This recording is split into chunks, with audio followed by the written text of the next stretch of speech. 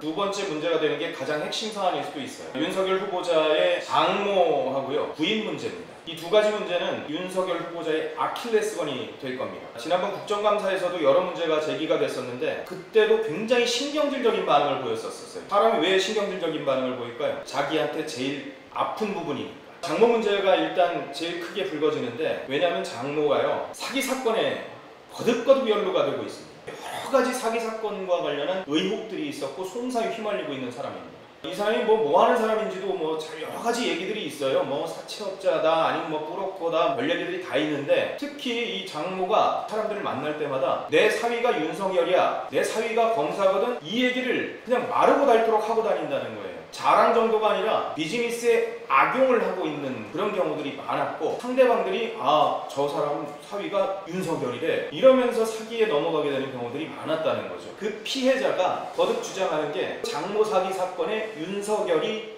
개입돼 있다, 검찰 수사 과정에, 재판 과정에 윤석열이 개입했다라고 주장을 하고 있는 겁니다. 장모 사기 사건의 그 피해를 주장하는 정모 씨가요, 2012년 3월에 대검에 진정을 넣었어요. 윤석열 저 사람 문제 있다. 근데 그때는 문제 없다라고 판단이 나왔습니다. 근데 그 이후에 2013년에 다시 또 징계위원회에다가 이 사람이 소청을 했습니다. 윤석열이 자꾸 자기 장모 사건에 개입하고 나를 위해하고 있다. 그랬을 때 어떻게 나왔는지 알아요? 대검에서 정직 1개월 처분을 내렸습니다. 검찰 내부에서도 윤석열의 행태가 적절치 못했다라고 판단한 거 아니겠습니까? 정직 1개월이라면 꽤 큰 징계거든요. 그런데 청문회에서 윤석열이 뭐라 그랬는 줄 알아요? 몇십억 손해입은 게 있으면 민사나 형사 고소를 할 텐데 저는 이 사건이 어디에 있는지도 모른다, 이런 얘기를 했어요. 그러니까 난 장모 사건은 전혀 모른다, 자기는 아무튼 딱 모른다고 딱 그냥 시침이 뚝 뗐었거든요. 이렇게 징계 1개월 받은 게 있는데 어떻게 자기가 이 사건을 모르겠습니까? 청문회에서 이 얘기를 했으면 이 얘기는 위증입니다. 위증한 사람이면 처벌을 받을 수밖에 없어요. 검찰총장이 되실 분이 국회에서까지 거짓말을 했다면, 장모 사기 사건에 연루돼서 1개월 정직까지 받았다면, 그리고 그 장모는 계속해서 재판을 받고 있고 사기 사건에 연루됐다라고 이런 상황들이 온다면 과연 검찰총장직을 잘 수행해낼 수 있을 것인가? 그럼 이 사람이 다른 사람을 과연 단죄할 수 있을 것인가? 이런 의문이 생길 수밖에 없지 않겠습니까? 그렇기 때문에 적절치 못한 인사다라고 얘기가 나오는 건데, 자, 여기서 짚어봐야 될 게 있어요. 장모 사기 사건의 피해자 정모 씨는 어떤 걸 주장을 하는지 저희가 직접 이 피해자의 주장을 한번 들어봐야 될 것 같습니다. 네, 엄성섭 그 앵커님이랑 안녕하세요.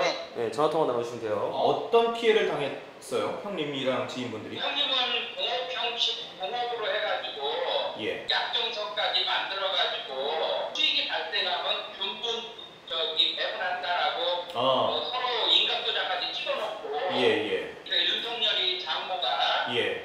그 약정세 도장을 지우고 강요에 의해서 했다. 거기에 자기 주민번호 뜬 것까지 다 지우고 도장까지 지우고도 그런 식으로 했죠. 문서 위조를 했다는 얘기시군요. 그렇죠. 그런 다음에 이거 검찰도 문제가 있는 것이 약정서의 원본과 대조를 해서 원본 대조를 했어야 되는 표시가 있어야 되는데 당연히 그렇죠. 그것이 없어요. 수사 과정에서도 그러니까 여러 가지 불이익을 당했다라고 주장을 하시는 거구나. 그렇죠. 그런데도 불구하고 이 사람들은 그거를 안 해줘요. 약정서 원본을 감정을 안 해줘요. 선생님 형님은 원래는 윤석열 장모하고 동업을 했었고, 그리고 수익 배분을 하기로 했는데 윤석열 장모가 그러니까 약속을 지키지 않고 문서 위조를 해서 피해를 받았다라고 얘기를 하는 거예요. 그렇죠. 역으로 바꾼 거죠. 그 지인분 사례는 어떤 게 있어요? 윤석열 장모가 소위 장모 증명 340억 정도 되는 그건 지난번에 저기 국정감사 때도 한번 나왔었죠. 장거증명 300억 넘어가는 거 그거. 그 사건이구나. 그것을 근거로 해가지고 당좌 수표를 발행한 다음에 고의로 부도를 해버렸어요. 고의 부도를.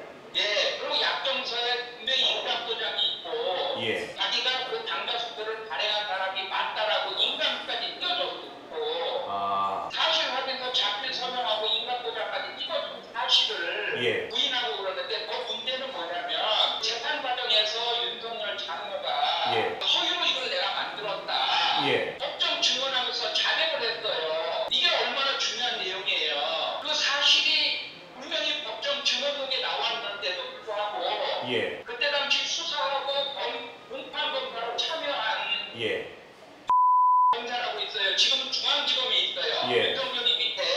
예. 그 검사가 이 사실을 알고도 수사도 안 하고 기소도 안 하고 일반인들이 만약에 예. 저 같은 사람이 했다라면 아마 징역 한 5년에서 10년 기본적으로 살고 가중처벌돼서 한 10년 이상, 15년 이상 살아야 될 거예요. 이런 엄청난 범죄를 저지른 자들이니 그런 집안을 갖다가 자기가 모른다고 저런 자가 어떻게 검찰총장이 되느냐. 아하, 예. 그 사람이 한 말이 유명한 말 있죠. 사람에게 충성하지 않고 맞아요. 그에 충성한다. 예. 개뿔 개 같은 소리 하지 말라고 그러세요. 그 사람하고 나하고 공개 토론 한번 해보고 싶어요. 형님 사건하고 지인 사건하고 보니까 좀 유사한 점이 꼭 이 윤석열 장모가 동업 혹은 뭐 약정을 해놓고선 그걸 다 파기를 하는군요. 맞아요. 그때 당시 재판장도 분명히 그 말을 할 수 했어요. 뭐라고요?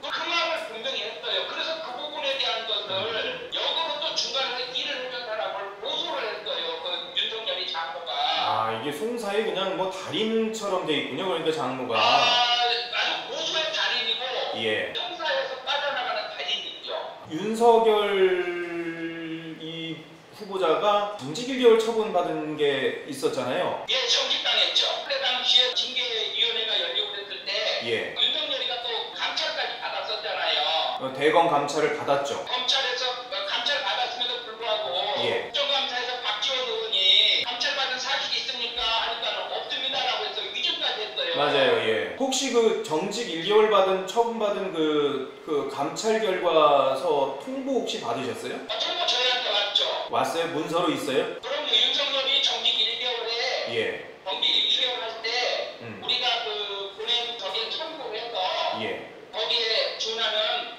정직을 매겼다라고 저희들한테 통보를 해준 사실이 있어요. 윤석열 후보자가 장모 사건에 뭔가 연루되거나 외압을 행사했다는 걸로 판단을 한 겁니까? 그렇죠. 어느 정도 영향이 미쳤다라고 볼 수도 있겠죠. 어느 날 갑자기 민주검사로 딱 나와서 민주주의 수호자가 돼버린 거지. 나중에 대한민국이 검사의 최고 적폐 대마왕이에요.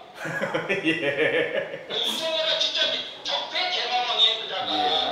알겠습니다, 선생님. 저희가 또 나중에 전화 드릴게요. 지금까지 윤석열 장모에게 피해를 봤다고 주장을 하고 있는 그분 동생이죠. 동생과 전화 연결을 좀 해봤습니다. 장모만 문제냐? 그건 또 아닙니다. 앞서도 잠깐 언급이 나왔습니다만 부인 김건희 씨 문제도 청문회에서 주로 다뤄질 수밖에 없는 상황인데 재산 증식 과정 자체도 투명하지가 않거든요. 윤석열 후보자가 공개한 재산을 보면은 65억 정도 돼요. 검찰 중에서는 최고 높아요. 정부 전체를 해도 5등 안에 들을 정도로 굉장히 높은 재산을 지금 보유를 하고 있는데 근데 이 가운데 단 2억 원만 윤석열 후보자 돈이고요. 나머지 60억 원이 넘는 거는 바로 부인 김건희 씨 소유예요. 60억이 넘는데 이 가운데 50억 원이 현금이에요. 요즘 같은 세상에 현금 50억 원을 들고 있다? 이분 사업하는 사람이거든요. 김건희 씨가 호바나 컨텐츠라는 회사를 하고 있어요. 사업하는 사람이 현금 50억을 들고 있다? 이거 아마 사업하시는 분들은 이해를 못 하실 거예요. 재투자를 하거나 아니면 뭐 다른 데다가 돈을 이렇게 쓰기 마련이지 사업하는 사람이 현금 50억씩 들고 있는 사람들 일반적인 상황에서는 있을 수가 없어요. 그렇기 때문에 의문이 증폭될 수밖에 없어요.